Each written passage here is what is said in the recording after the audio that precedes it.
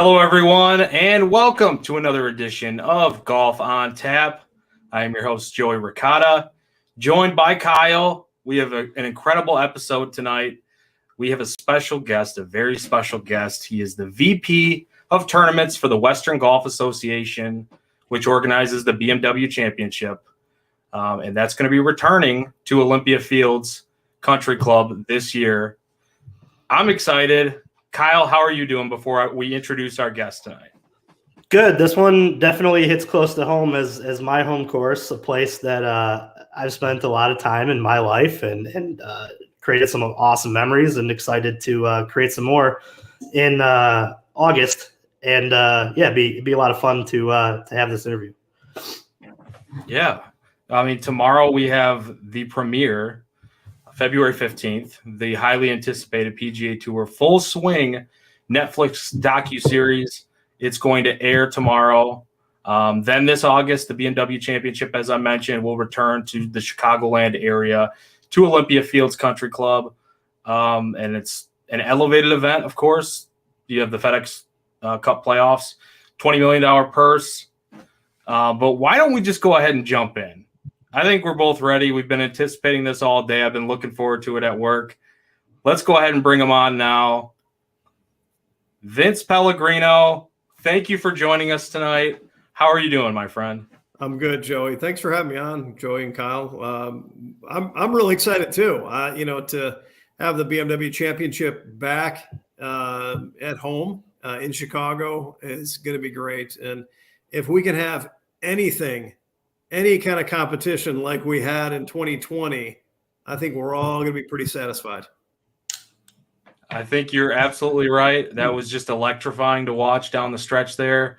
Kyle has very vivid memories, which I'll let him get into here in a little bit. But yeah, it was just an awesome tournament. So to see it returning, it's going to be absolutely awesome to watch on TV and for those that'll be there. So with that said, though, let's kind of start with what I mentioned at the beginning there, which is Full Swing, the docuseries airing tomorrow on Netflix. Vince, which year will the documentary be following, and what can TV viewers and golf fans expect to see when tuning into Full Swing tomorrow?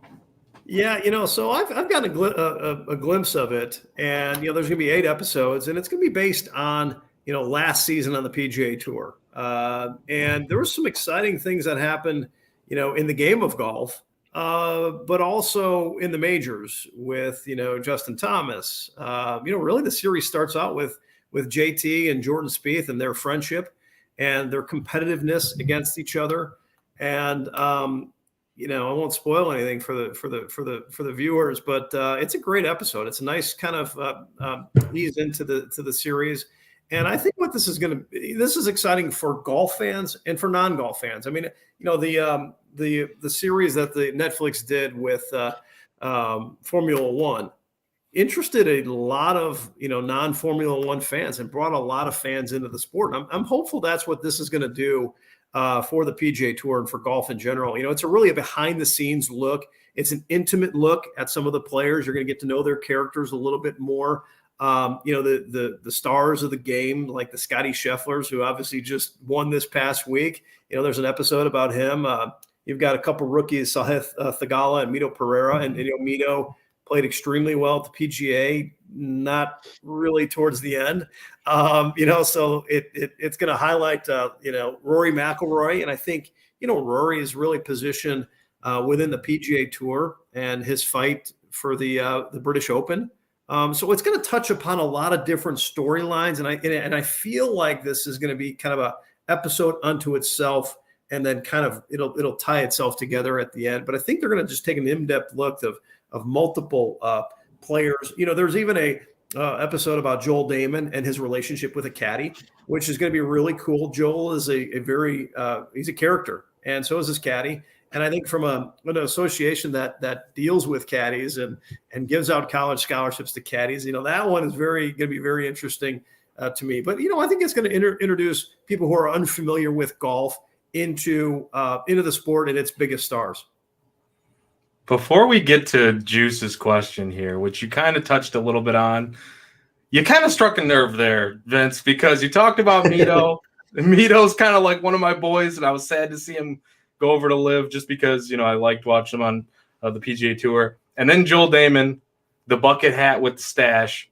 How can you not like Joel Damon? So now I am just super intrigued to watch all these episodes. Yeah. Kyle, what do you got for us next?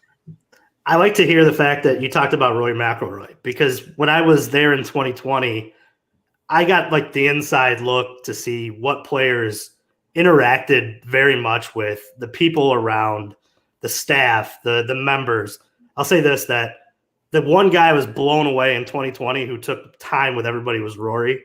And it was kind of news to me that he becomes like the mayor of the tour in a lot of ways. Like he meets everybody, shakes everybody's hand. How do you think that that's going to drive like excitement? I know the F1 Drive to Survive had a lot of drama and it had a lot of insights. Do you think that this helps grow the game of golf in ways that it wouldn't be able to? And do you think that it's a way that they can position themselves? Because as a fellow golfer, the one thing I love to see is young people coming out to watch. And obviously young people watch Netflix, and they're definitely going to be viewing this series. I want to know, like, do you think that the insights they're going to get are going to have the same effect as it did on F1, where massive amounts are coming out, massive amounts are picking up the game? I know it's much difficult to get behind a Formula One car, and it's much easier to pick up a golf club and say, hey, I want to learn how to play this game. And I definitely want to get your insights on what you think this can do in terms of viewership and excitement, and generate, some new eyes and some new players in the game, and would only make, the game that much more propped up as it is. Yeah, I think, first off, I think that is the goal, is to continue to grow the game of golf and introduce it to people who may not otherwise play the game, and really humanize these guys who, many people look up to, and really get to see how much work they put in to this. I mean, you get some people say, well, golf, I mean, geez, they're walking 18 holes. It's not really that physical, but boy, is it ever. I mean, if you have to play a practice round and you play in a pro-am and you play 4 rounds of golf, and then you travel on that Monday and do it all over again the next week, and you do that for several weeks, these guys are athletes. And I think it's going to show a little bit about how they prepare themselves for championships, the endurance that they have. But golf has grown so much since COVID. It really has. I mean, it was, deemed one of the sports that was probably the safest to play early on, and being outside and getting the exercise, and golf has really grown as it is. Now this is competitive golf. So I think it's introducing maybe the novice to competition, to a PGA Tour event. Maybe it's going to entice people to come out and see the BMW Championship this year who said, I just started playing golf and I like the sport. And, now maybe this hooks them on the personalities. And so now you can kind of get behind somebody like a Tony Finau, or a Joel Damon, or a Colin Morikawa, people might not know too much about them, but have incredible backstories. And I do want to say something about Rory. Rory is unbelievable. He is that guy. He's genuine. He is thoughtful. He gives you the time, signs a ton of autographs. He really knows what it is to be in that spotlight. And that's not an easy thing to do. And I just think he's a genuinely nice, thoughtful person. And to have him, be one of the faces of the PGA Tour, especially this past year, couldn't be more perfect, for us. And he stands for everything that's right about the game, and that what kids should look up to. So I think he's a great role model. He's an incredible athlete, an incredible player, and we're excited to see him and the other players that you'll see in this documentary down at Olympia Fields this summer.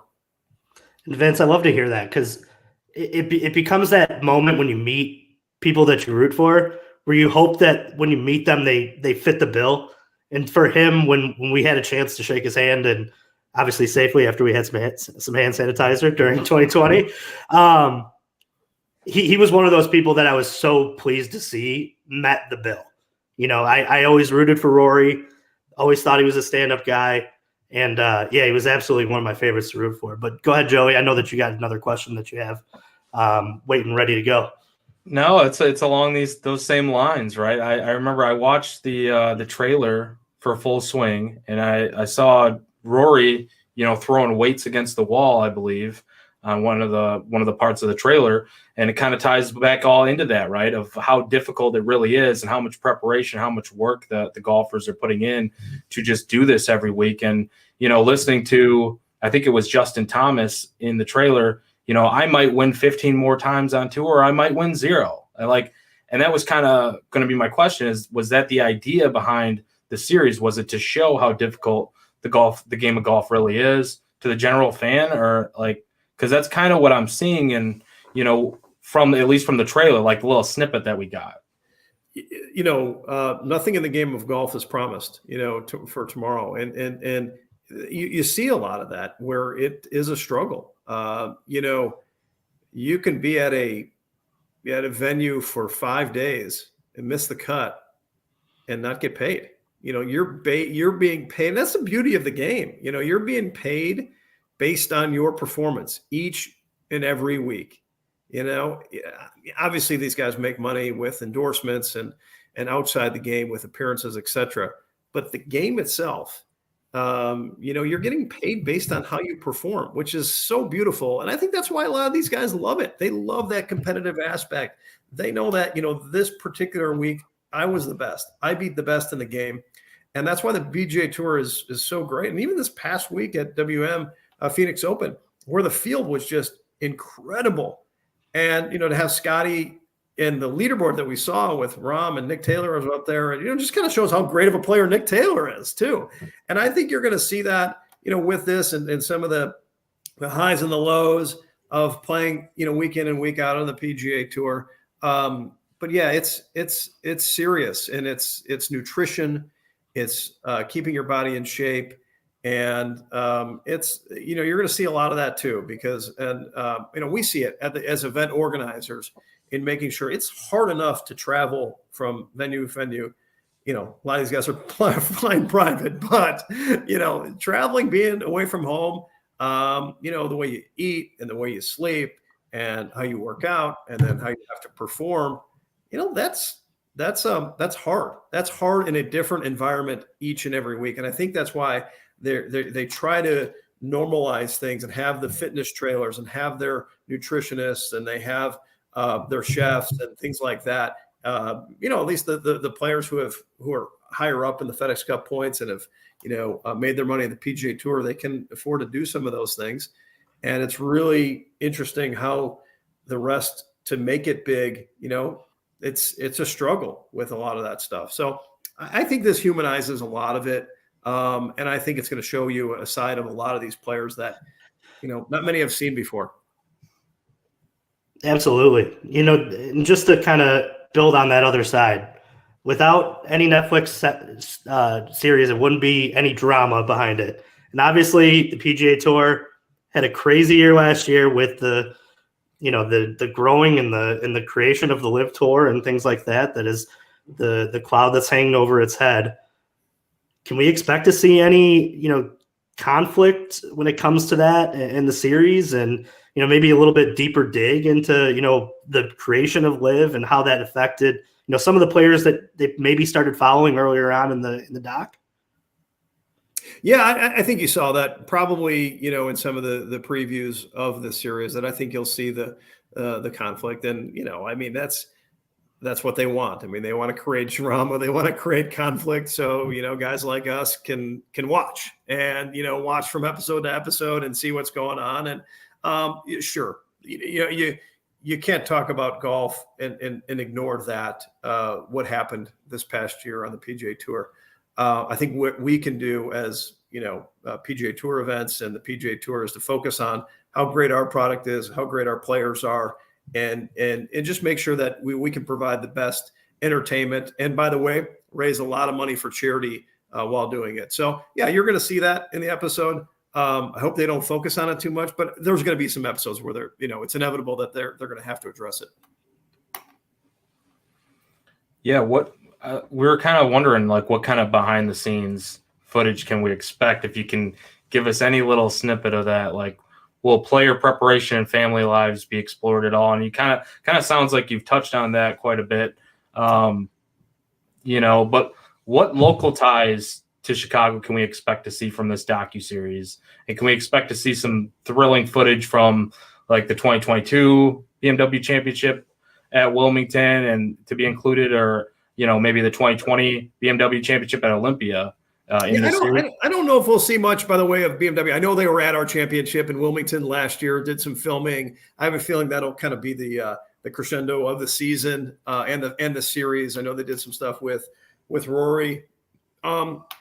But I think, like I said, the first episode, the tie back to Chicago with JT and his relationship with Jordan Spieth. JT won at Medina, the BMW Championship in 2019. That's he's a great past champion of ours. I think you'll see some Ricky Fowler in there. Ricky is he played really well last week, which is good to see him playing well again. Ricky played a lot of golf at Olympia Fields, shares the course record. I think it's 63 at Olympia Field. So some good tie-in. I don't know how much John Rahm is featured. I don't think he is in this. But maybe in the future, they will. But I think where you're going to see the tie-in back to the BMW Championship is that all these guys, who they are focusing on, the JTs, the Spieths, the Sahith Theegalas, the Joel Damons, Ricky Fowlers, Rory. You're going to see those guys at Olympia Fields. You can look at the FedEx Cup standings. You can see them kind of already evolve and take shape. And having the best 50 players in the world, you're bound to see a lot of those same personalities. Yeah, awesome. Speaking about Olympia Fields there, what makes the BMW Championship such a unique event now that it's coming back? Yeah, I think being a playoff event first and foremost, it's an event that has the best 50 players in the year. It's sandwiched right between the FedEx St. Jude and the Tour Championship. It's at a great spot. There's a lot on the line. There's a lot on the line throughout the PGA Tour season leading into the top 70. But to get into that top 50, in order to qualify for the Tour Championship, I think is very special. It's going to be the best of the best. Going back to an iconic venue like Olympia Fields, they've hosted Western Opens, they've hosted US Opens, KPMG, women's PGA. They've had the best of the best, and for us to go back to such an iconic venue, the one thing that is we think is going to be really cool is obviously Kyle was there in 2020, and before COVID. We were going to do, from a course setup perspective, what they had done traditionally at U.S. Opens, where they would flop the nines and really play the front nine as the members play it as the back nine, just because of the space out on the golf course, with number 9 having a lot of room behind the green, number 8, being a long par 3 and being able to put some things behind the green, 7 having a lot of room behind that green. And that was the plan for the 2020 tournament. But then when we shifted to no spectators, no hospitality, the decision was made is, why don't we play the golf course as the members play it? There's some incredible golf holes, starting with, probably 12 through 18 that are just iconic, including 14, which I think is their signature hole. 15 is the tiger hole where he carves one around the corner. There's just so much. There's so much tradition dating back to the Western Open days when that's the way they played the golf course. And then we had the finish that we did with DJ making his putt to go into the playoff and John Rahm making his 66-foot putt, breaking 3 times in that green, and finishing that way. We're thinking of ourselves, how can we have this championship here in 23 and then go back to flipping the nines? And, having John Rahm putt on Sunday on the 9th hole with the traditional hole location, and the announcers say, well, it's the 9th green today, but it was the 18th hole, back in 2020. Like, talk about a lack of drama. So we got really creative, and we're getting really creative. And, we're gonna keep the traditional routing as the members play it, as we played in 2020. And I think it sets up for it's going to be an incredible competition. And let's hope we get the weather and the course conditions that we did in 2020, because it was absolutely perfect. And, Sam McKenzie out at Olympia Fields does an incredible job with the support of the PGA Tour and his staff. That golf course was in just the best shape. And I know it will be, knowing Sam. I know it'll be come August again. But, it's going to be fun. The corporate support has been incredible already. And, ticket sales are off to a hot start. So it's all indications point that it's going to be a very successful championship. Yeah, go ahead, Kyle. Yeah, that was going to be my next question, because obviously me being somebody who was there in 2020, standing around that green as both those guys made those deep bomb putts, I'll tell you right now, I probably don't even get within 10 feet of either of those putts. And I only know that because I went out there the next week and tried both of those and blew both of them by the cup. Let me just say that I was really excited to be there in 2020, but I felt obviously shortchanged as a member, not having, the fans there. Do you feel like now that it's coming back this year that there's almost like a log jam worth of, because the folks had seen a great finish at Olympia Fields, and maybe a couple of golf viewers who didn't know that our club that was, nestled in the south side of Chicago was even a thing, who maybe they had just picked up the game or, were just becoming aware of the top courses in Chicago. Obviously, you said that, ticket sales are up to a hot start.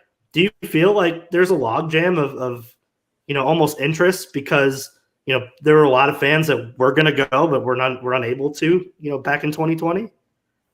Yeah, I think there is. And I think it's a couple things. I think, they've probably missed us. The last time we were there with fans was 2019. So I think there's this pent up demand for golf. I think there's a pent up demand in general for entertainment. And I think you've seen that after COVID, with sporting events and entertainment. I think just in general, but for the golf fans of Chicago to have this tournament in your backyard, I think, Northwest Indiana, you're going to see a lot of folks come over from Indiana to watch the championship. And I think it's just a golf starved market. And I think you're going to see, when we had the championship at Medina or up at Conway Farms, it's a long way to go for the folks who are in the western and southwestern and south suburbs in Northwest Indiana. So now's the opportunity, because I think you're right. I think, we were off to another hot start in 2020 with corporate hospitality.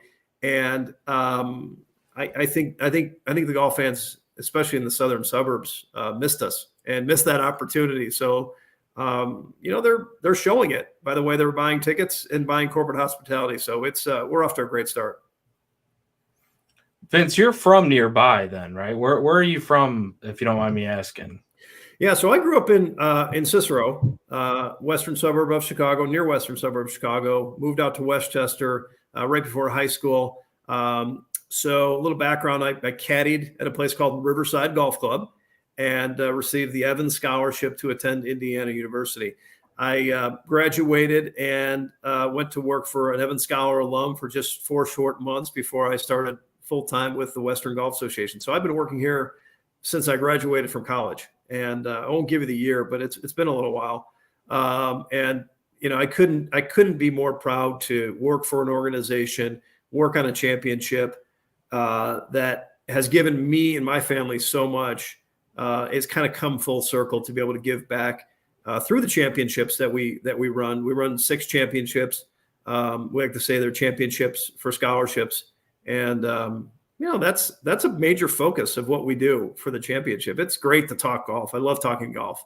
I love talking competition. I love talking about the BMW Championship. I love talking about our Korn Ferry Tour event that we have, the NV5 Invitational at the Glenview Club. That's going to be this summer as well. A lot of golf in Chicago that we run. But the most rewarding thing for me is to talk about the Evans Scholarship and how, if you buy a ticket to attend either of those events, or volunteer or by corporate hospitality, you're giving back to the Evan Scholarship Foundation. You're not only getting an opportunity to see some incredible talent in these professional golfers, but you can feel good about, spending the money that's going to go back to the charity. All proceeds, every last dollar, all the net proceeds from the championship will benefit the Evan Scholars Foundation. And that's near and dear to my heart and a big part of my background. Yeah, it's absolutely awesome, looking at what you guys have been able to do. Obviously, Chick Evans, founded it, and he won the Western Open way back when. So it just became this iconic type of event that now turned into what you guys have done now. How much money have you guys raised, like around about throughout all the years, or maybe over the last 15 or so years? Yeah. So, since 2007, the when the tournament was the BMW Championship, we've raised about $45 million for the scholarship. And it's a lot of money. And we try to raise about 20% of our budget for the Evan Scholars Foundation each year via the BMW Championship, because, we have about almost 1,200 kids in college each year. We award about 350 scholarships each year to 22 different universities across the country. And so you can imagine what our tuition bill is, and I don't think it's going down anytime soon.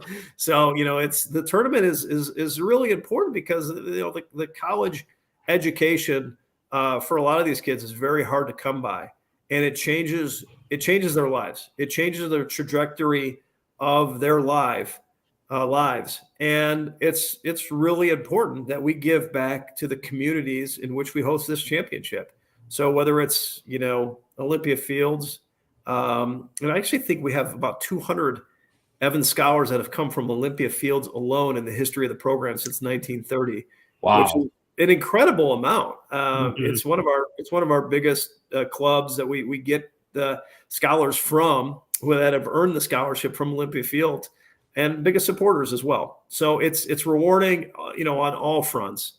But anytime we go to a community, whether it's in Baltimore at Caves Valley, where we started an Evan Scholarship House in 2021 because of the proceeds from the members and from that championship, to Delaware last year, where we made a lasting impression upon that community and are growing our caddy programs on the East Coast, to right here where our headquarters is. It's all important, and we want to give back to the communities that support the championships.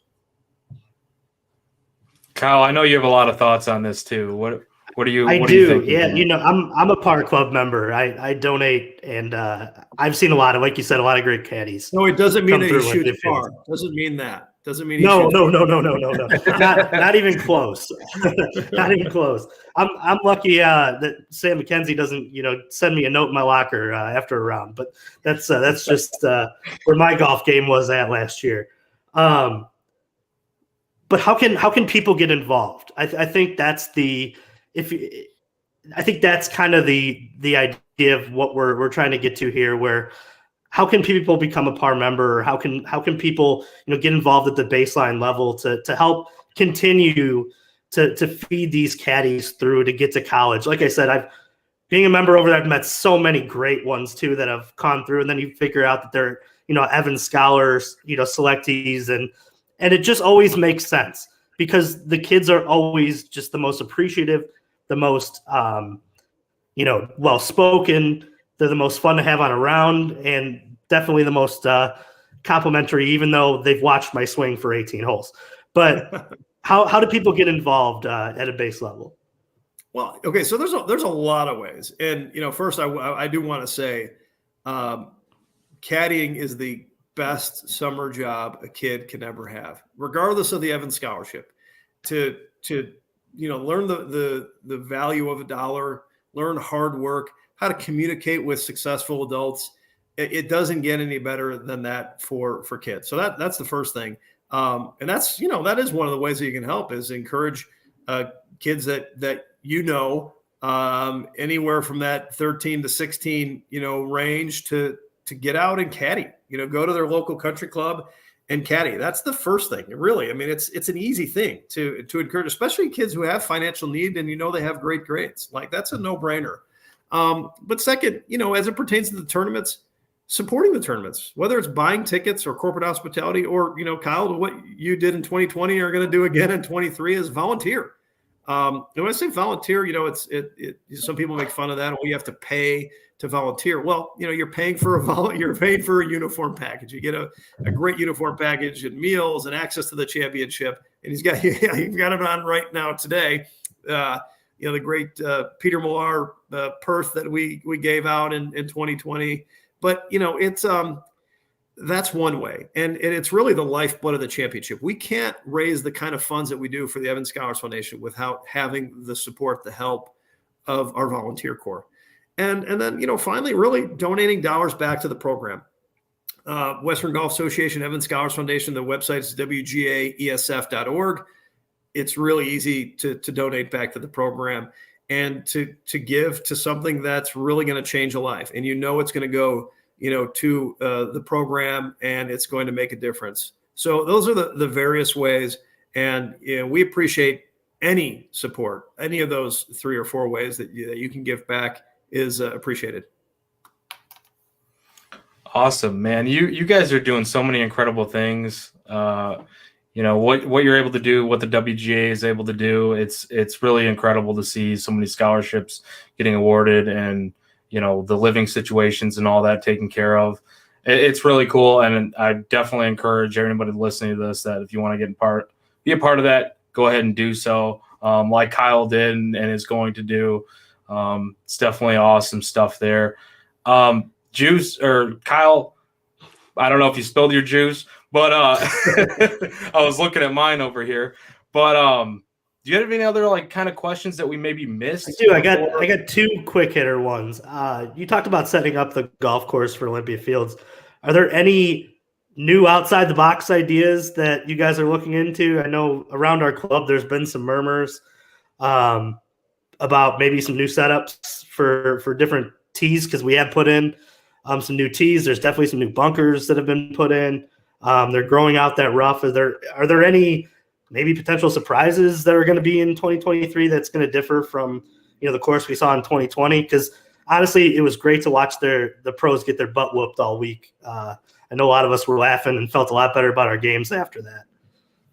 Yeah, and the players really did enjoy the golf course, even though it was extremely difficult. They did enjoy the setup, and I wish I could take credit for it, but I have nothing to do with the course setup. The PGA Tour has everything to do with it. Unless you like it, then I could probably take some credit for it. But the PGA Tour, they're the ones who set up the golf course. They're the ones that know how to test the best players in the game. And you mentioned a couple tees. I think 15 has a new tee on it. There's some other bunkers, but the golf course, it's such a masterpiece. I don't know why you'd want to mess with it really too much. And I was hoping you were going to say that. weather plays a big factor in it. It was ideal conditions. It was a great setup, and it proved to be an incredible outcome. I hope that happens again, but Mother Nature might not be as kind. It might be soft out there. We might not have the ideal growing conditions. So I would love to say that it's going to be the same, and John Rahm is going to win it 4 under, if that's what it was, in 2020 at a low score like that. But you guys already know it's an incredible golf course, and it's going to test the best players in the world. And it was really a perfect storm in 2020. It really was, of conditions. If we get any kind of moisture, humidity, tough growing conditions over the summer, it could be a different story. But again, I don't think there's going to be anything that the PGA Tour is going to do to trick up the golf course or make it even more difficult, or really change from what it was, because they loved it. The players loved it, and the last thing you want to do is to have them walk away with a different impression of what they had in 2020. Yeah, I mean the best golfers are only getting better right now, right? So I mean, Right. the fact that it played so difficult and challenging last time, I'm really glad. Like Kyle said, I'm really glad that you said that you don't foresee a ton of changes, because I liked how difficult it looked like it played the last time, because you want to see the best golfers in the world challenged out there, and I do feel like those guys really like the challenge themselves. So I'm happy to hear that. Kyle, I know you have another thought. Yeah, I there. got a two-parter because I know you've played the North. I need your favorite hole and then your least favorite hole. Maybe a hole that gives you a hard time. Could it be the same hole? Because It could be. Yeah, absolutely. 14 is my favorite hole, but I never have a good score on that hole. But it's still just an iconic golf hole, and it's a great setup. It's tough off the tee. It's a tough shot uphill into that green. It's a tough green that kind of slopes back to front. And overall, that is, I feel like, for my game, it's the most difficult. It's the most iconic, picturesque hole. I also really like hole 12. The dogleg right, short par 4, very challenging off the tee. That's what I like about the golf course too, in that, you not only, I was talking to our tournament chairman today, and even a hole like 17, where it's a shorter, at least the way the membership plays it and guests play, it's a shorter par 4, but there's a lot of strategy off the tee. And now, especially if you're playing the tees that the pros play, and I noticed in 2020, Tiger hit it in the water on the right twice. And I think the reason is you really want to get to the right side of that fairway to have a better angle into that green. And then you got the green that slopes from back to front, which is unusual for that. The only one. Yep. The only one. So, it is a really, if you go hole by hole, which I'm not going to do, but if you go hole by hole, there's certainly some strategy on every single hole. It's not just, okay, hit it out there and doesn't matter where it goes type of golf course. And I think that's why the professionals like it, because there's a strategy off the tee, there's a strategy into the greens, and it makes you think, and it makes you think on all 18 holes. So, long answer to what could have been a short answer.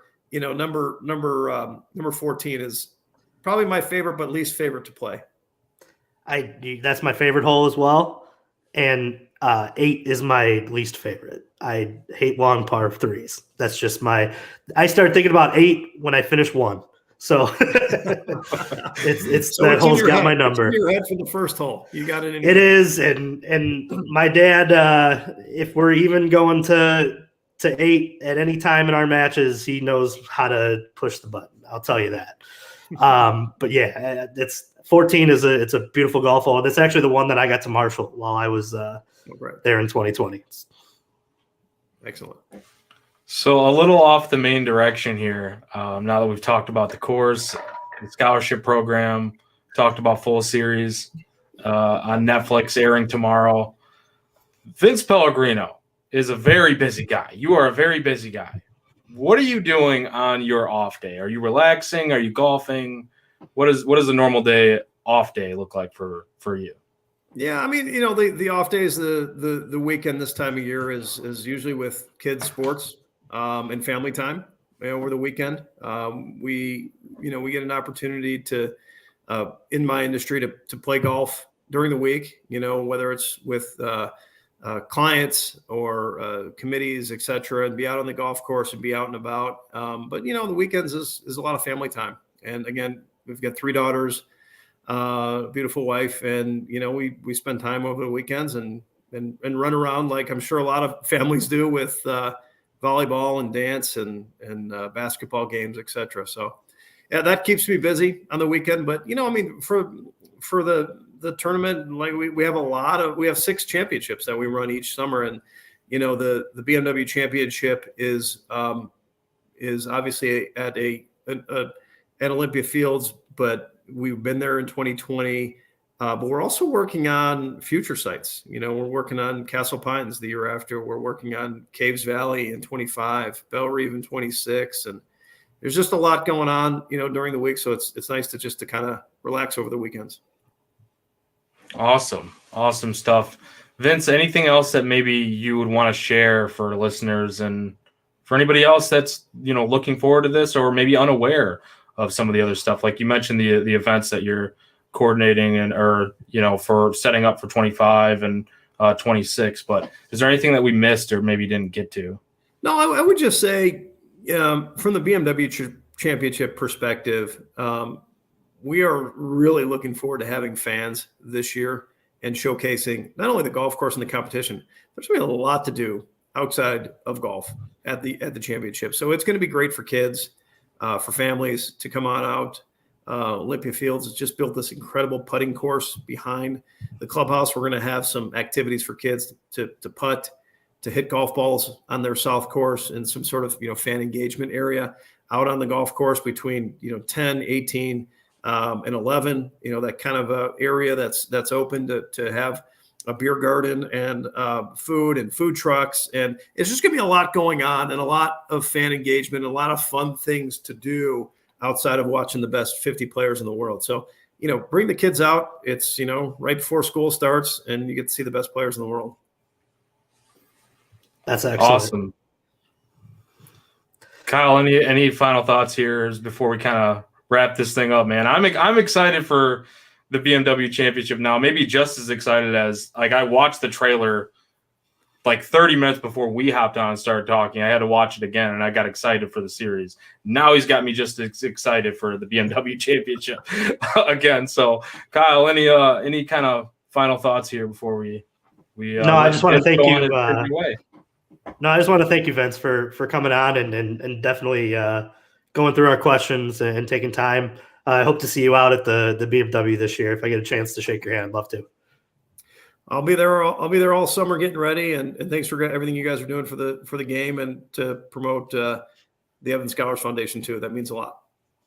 Absolutely. Awesome. Thank you very much, Vince. We really appreciate you. Quick shout outs here before we get out of here, as we'll let Vince kind of step out here. Quick shout outs though before we get out of here. Make sure you're following all the content at ontapsportsnet.com and at ontapgolf on Twitter. Shout out to Cooper on our end, on your end of things, Vince, and on our side of the fence, Tony, the president here at OnTap Sportsnet, for setting this all up, putting this all together. Definitely an awesome time getting to talk to Vince. I can't wait, like I said, for Full Swing tomorrow. I'm going to be watching as soon as I get off work. Hopefully I don't know. We didn't ask Vince the time, but I believe it's just like the beginning of the day, hopefully. Most of those Netflix things drop at night, and then you're able to watch them the next day. So hopefully I'll be able to watch that too. I'm excited for that. I'm excited to be at the BMW this year too. So yeah, man, I'm going to try to be sneaking in there somehow. I don't know how, but we'll get you a ticket. There you go. For Kyle, I'm Joey at Joey Knows Nothing. Follow, once again, like we said, at OnTap Golf on Twitter. We are Golf on Tap. Jack and I may or may not have a preview for this upcoming tournament. I believe it's the Genesis Invitational. We might have a show tomorrow, depending on schedules and all that. And, Full Swing's coming out tomorrow. So I'm not sure if I even feel like doing a preview tomorrow, to be honest with you. But yeah, BMW Championship later this summer. Definitely go support Evan's scholarship. We thank Vince once again. And as always, crack 'em, lock 'em, and we're Golf on Tap, and we're out.